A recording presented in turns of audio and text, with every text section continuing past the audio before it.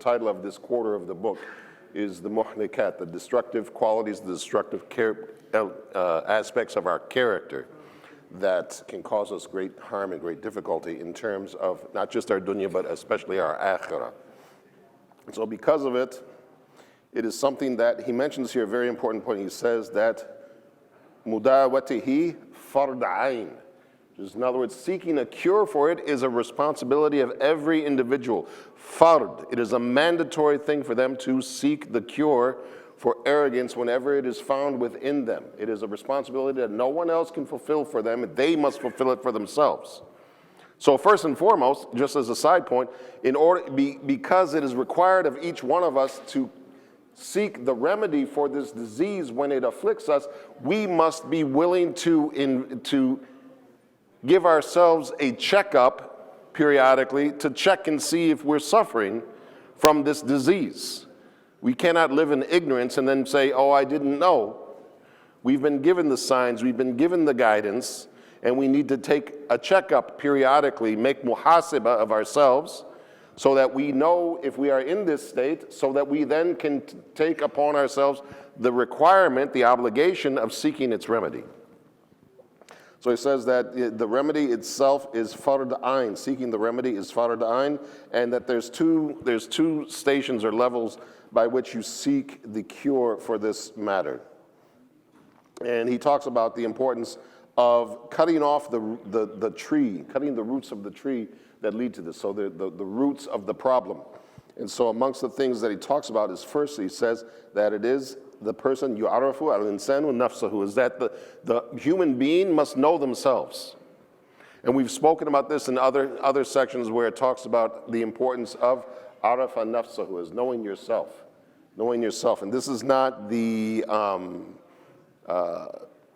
patting yourself on the back, knowing yourself, but this is the taking a hard look in the mirror and recognizing the deficiencies that are there. It's being critically and brutally honest with ourselves about what we find. And amongst the aspects that he refers to here is some very important points that he makes regarding this. He talks about that he understands that he is the most low of the low. In other words, he can become the lowest of the low. Asfala min as-safilin. The lowest of the low, even lower than the animals, according to some of the scholars. When we behave in a way that is unbecoming of a believer, we make ourselves, according to some, lower than even the animals. That the animals are in a better station than we are because, of course, they obey naturally. And they don't have this burden of free will, of free choice that we've been given, whereby we can choose the right or the left path. And just as a reminder for us all, once we've made the choice, we don't really get to complain. Because as Allah tells us that He showed us the two paths. He made it very clear for us. In one of the ayahs in the Juz Amma, it says, فَأَلْهَمَهَا فُجُورَهَا وَتَقْوَاهَا. That He inspired within it, yani within our souls, the evil and the good. And this innate sense of evil and good. So we can't call foul when we choose the right road or the wrong road, and then we say, oh, but I didn't know. Yes, you did know. You chose to ignore, but you knew. And you chose. And so this is the danger that comes with it, etc. And amongst the ways he says that you can come at this is to seek out the truth, the asl of his presence, when he was nothing. He came at first from what? And Adam was created, alayhi salam, min al-turab, so salah sabil, from mud, from clay, from dirt. So you came from dust, nothing. You come from dust and you return to dust, as they say. In the West, they have the phrase from ashes to ashes, dust to dust. Staying from the beginning to the end, from dust to dust. So you were dust, and you're going to return to dust. This is the state of us, etc. And so you start from dust, You start from clay, soil, and then then min nutfa, then from the nutfa, and we know the nutfa, essentially the semen, as Allah mentions it, was a ma'in dafiq, a fluid that is poured forth, but a fluid that you don't even speak about. If it comes up, you try to allude to it. You don't speak about it directly most of the time. You come from this fluid is kharajat min makhraj al-bul. And where does the fluid come from? This is coming from where the urine comes from. This is your origin. This is if you go down your family tree, you get to the point where you start here. This is where you begin. If you reflect on this, arrogance becomes a little more difficult when you begin to realize these things. So you start from that place, and you exit from the one, then from the alaqa, then from the mudgha, and then, as he says, فَقَدْ صَارَ شَيْءٍ مَذْكُورًا, then you will become something that isn't mentioned, and when you're poured forth, in order to become not even mentioned, not even thought about, etc. And then, when you are born, then, he says, then, لَا يَسْمَعْ وَلَا يَبْصِرَ وَلَا يُحْسَنْ وَلَا يَتَحَرَكْ. You can't hear, you can't speak, you can't move. You're helpless. You're using the bathroom all over yourself. Everything is the same. Allah alludes to this so many times in the Quran, talking about how we begin you in weakness and ignorance. You grow, you get strong, and then you grow weak again. And in some cases, you grow weak and you grow ignorant again. Bookend your existence. And that's even just while we're alive. That doesn't even begin to talk about the other aspects of it, etc. And so he says, so you begin in death, you begin with death before your life, and then you begin with weakness before your strength, and you're poor before you're rich. So he gives some examples where Allah mentions some of these things. He mentions where Allah says, subhanahu wa ta'ala, in ayyi shay'in khalaqa min nutfatin khalaqahu faqaddara, and then elsewhere he says, thumma sabila yassara. So, and from what thing did he create him? From a nutfa, he created him and destined for him. So again, referencing this idea that this is our side, this is what you came from. This is what you came from, reminding us as a way of humbling us and causing us to have humility, inshallah. Then thumma sabila yasara. And then after all of that, we made your way easy for you. We paved the road for you. We opened doors for you. And then فَجَعَلْنَاهُ سَمِيعًا بَصِيرًا. And we made you hearing and seeing. You weren't hearing or seeing before. You're not able to speak even. You don't understand language. All of these are things that are created. So all of this comes about by the mercy of Allah, it says.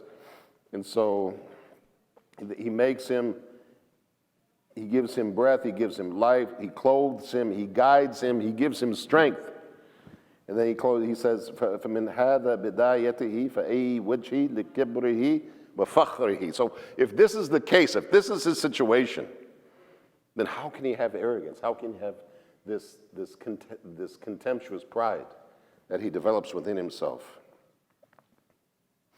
And then he talks about the slave. This is Allah's creation of the slave, but then it's knowing the slave himself, understanding his nature. Knowing himself, he realizes that he should never have been prideful. It's sufficient for him. So he mentions that he was made from clay, given life. Then he molds him in due proportions, brings him to this world, provides him food, drink, clothing. Whereas his pride, having realized this, he said, the prideful person should remember that his life may be taken at any moment. Our death may come at any moment. We've had these stories. We know, I'm sure we have stories within this community. The ones I know are still from Minnesota, but where people have died suddenly, unexpectedly, in tragic circumstances sometimes. Or many of us, I know we've probably seen all of these videos that get forwarded around where you find some man, he comes to the masjid and he starts to pray and he's in sujood and he's not moving. People ignore him, they leave him, they think, okay, maybe he's really emotional, he wants to make dua. So minutes pass by, he hasn't moved. They go to check on him finally, and the man has passed away in his sujood. Or there was one recently that went around where an imam was giving a lecture in this gathering. I see some of the brothers, they know which one I'm referring to. And ironically enough, he's speaking about life and death. And in the middle of the speech, speaking to this room gathering, from my understanding, it was at a nikah or something like that. He was giving them a reminder, and he was speaking about life and death, and he passes at that moment in the room. And there's many others like that where shuyukh are giving their halaqat, and they speaking, and then they begin to fade until they just fall over. Death comes whenever it chooses. Even, just as a side thought as I'm saying this, and we may seek death in certain ways. We may lead a life that where we're seeking a certain type of death. The best example we have is, of course, Khalid ibn Walid, radiyallahu anhu. He was, of course, Sayfullah, the sword of Allah. He was the one who defended and fought on behalf of the Muslims once he accepted the message of Islam. And he was the greatest general.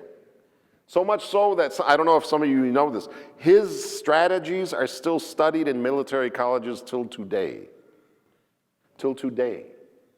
That is how brilliant he was. They still study his strategies even until today. He fought so many battles. He was courageous beyond belief.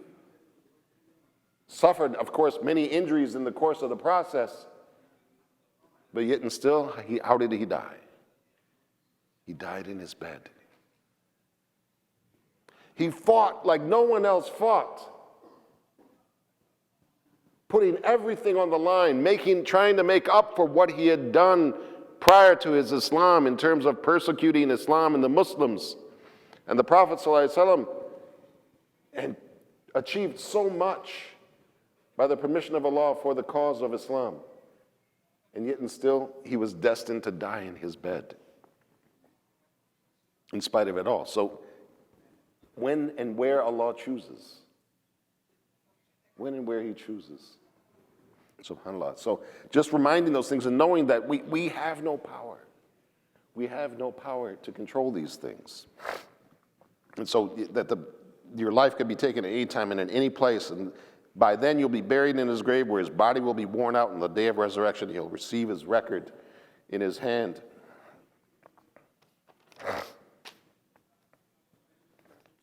Where then Allah quotes in the Quran where he says, "Ikra kitabik kafa bi nafsika yawma alayka hasiba." It says, read your book, read your record, sufficient is your own self, your own soul this day to make an account against it. And we can't deny anything that's there. If we know this is our end, that we're going to be compelled to speak against our interests on that day, or as some of the ahadith allude to, our mouths will be sealed, and our hands and our feet and our limbs will be made to speak on our behalf, saying, we took him to such and such place. We did such and such. We did this, and he's saying, what are you doing? I was trying to protect you. Says, but the one who created us caused us to speak. Has caused us to speak. We know if this is our condition, that no matter what power, what standing, what influence, whatever that we have in this life, we're the lowest of the low on that day. We're compelled to obey the one who has all authority, who has all power. So recalling such scenes every now and then, this is apt to decrease your feeling of pride. Inshallah. As for knowing his Lord, it is enough that a prideful person contemplate about the signs and effects of his might and greatness. So in other words, and actually the Imam, Hafidhahullah, he read the ayat at the end of Surah Al-Hashr with all of those different names of Allah that are recited over and over. All of these great attributes of Allah. These things that we learn about him, about his power, about his grace, about his mercy, about his justice, about his wrath, about his wisdom, about his subtlety. And they're all at superlatives. وَلَهُ الْأَسْمَاءُ الْحُسْنَى وَالْمَثَلَ الْأَعْلَى. For him are the most beautiful names and the highest examples. So no matter what greatness we might see in our midst or in ourselves, it's a deficient greatness. It is not perfect. It is not even refined. I remember, he didn't have it here, but I remember another section in this book or another one, they were talking about if you think that you're strong, the rhino is stronger. If you think that you're fast, the cheetah is faster. All of these different attributes that mankind likes to praise themselves for, if you look into the creation, you'll find many times other aspects of creation that are better than you in that. If you think you're large, you think you're enormous, an imposing figure, there's so many creations of Allah that are so much greater and bigger than you. And when it comes to the obedience, if you think you're righteous, your righteousness is always tainted. Is always a struggle between the balance of right and wrong in our lives. The animals, they obey by nature. They don't know the capability to sin. They behave according to the command of Allah. The angels, according to the command of Allah, they know no ability of sin at all. So what is this exaltation that you give yourself? What is this praising yourself and amazement of yourself, which actually we'll talk about next week, inshallah. The second half of the book will be on ujub, or self-amazement. But so all of these things is to help diminish us and cause us to be low. Knowing ourselves and recognizing the realities. Like I said, taking that hard look inside so that we don't delude ourselves into believing that we are what we are not. If we can't do that, then unfortunately we will, and again, we'll close on this, a reminder that we've heard many times before. The statement of Umar radiallahu an, which is so well known because it's so important, is that you should take account of yourself, make a reckoning of yourself before you are reckoned, and by Allah, on the day of judgment. Take that hard look at yourself now, before that hard look is made for you. And the accounting is done, and there is no negotiation at that point. All of the time for negotiation and striking a deal is done. That opportunity is in this life when you still have an opportunity to correct what you've done or left undone. سبحانك اللهم وبحمدك أشهد أن لا إله إلا أنت أستغفرك وأتوب إليك. السلام عليكم ورحمة الله وبركاته.